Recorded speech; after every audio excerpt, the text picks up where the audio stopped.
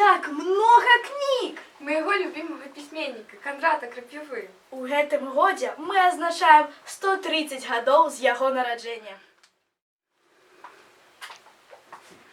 Я прачытаю урывак з камедыі «Брама неўміручасці». І доўга мы будзем жыць. Вечна.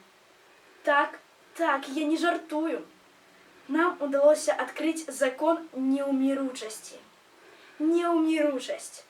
Хто аб ёй не марыў? З таго часу, як чалавек стаў чалавекам, ён не можа прымірыцца са смерцю. Таму ён выдумаў сябе неўміручасць душы, якую прапаведуюць амаль усе рэлігіі. Нават калі бачыць труп падобнага да сябе, і тады ён не верыць, што ўсё скончана.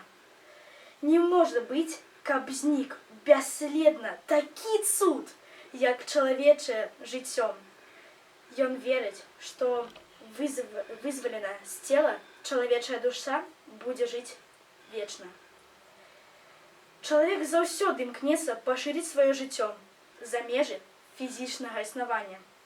Нават той, хто добра ведае законы прыроды, і ён у большай ці меншай меры дабіваецца неўміручасці.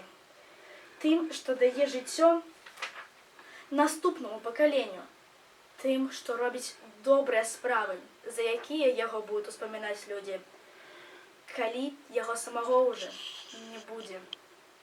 Але чалавеку гэтага мала.